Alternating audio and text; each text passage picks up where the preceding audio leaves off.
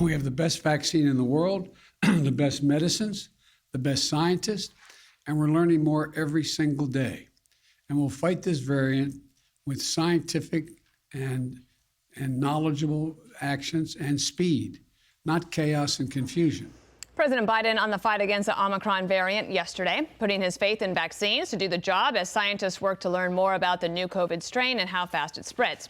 Joining us now is National Institute of Health Director Francis Collins. Sir, why does it take 2 weeks to find out more about this mutation? Well, the 2 weeks is two different things that are happening. One is to look and see in the real world in South Africa, what is the real story about how rapidly this can be transmitted and how serious is the illness for people who get infected with Omicron. That's going to take a couple of weeks of close observation to see whether people are ending up in the hospital or not. And also because about 27% of South Africans are vaccinated, has the vaccine provided some protection? We'll know more about that in the next couple of weeks. But the other part of this is in the laboratory. We're basically synthesizing this particular set of mutations, and there's more than 50 of them, and then testing in the lab whether, in fact, serum from people who've been vaccinated is capable of neutralizing Omicron. We'll probably know that sometime near the end of next week. You just can't speed that stuff up. Those are biological cycles that have to happen when they happen. Mm-hmm. Jerome Adams, former Surgeon General, with us last hour. So, here were his questions that he would direct administration that I want some answers for. Watch here. What I don't hear yet is what the federal government is going to do to prepare. What are they going to do to increase vaccine outreach? What are we going to do to continue to increase testing availability? We need to understand that this isn't about Democrats versus Republicans. This is America versus the virus. So then when do we get those answers, sir? Well, Jerome Adams is a good friend of mine, and he's asking the right questions. And I think you're going to see later on this week, the president's going to make a speech on Thursday about a surge in terms of getting vaccinations and boosters into arms.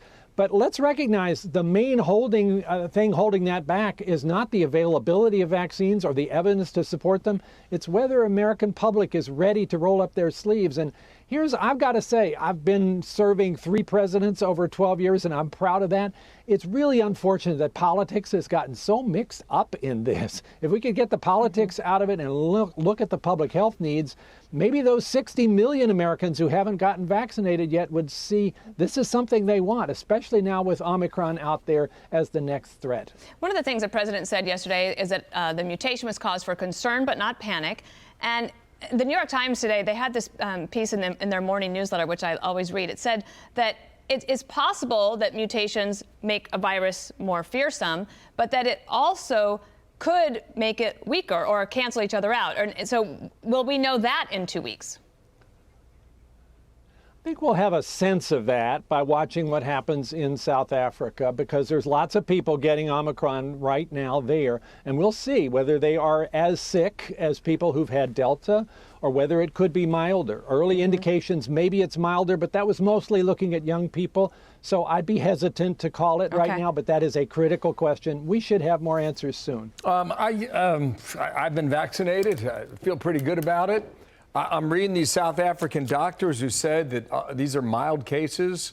They cause fatigue, and that's about it. A lot of people being treated at home. I see no great cause for alarm based on that early reporting. What am I missing about this story?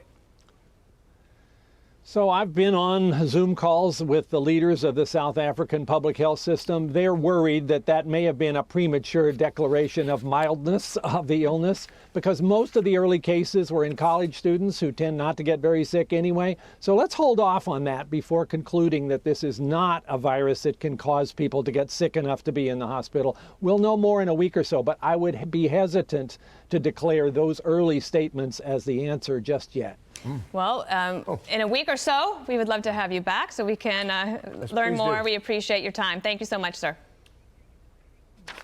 Glad to come back anytime. Thank you, sir. Hi, everyone. I'm Brian Kilmeade. I want you to do me a favor. I want you to click to subscribe to the Fox News YouTube page. This is the only way that I know for sure that you're not going to miss any great commentary, any great news bites, any great interviews coming your way on Fox. You can get it all here on YouTube. So subscribe right now.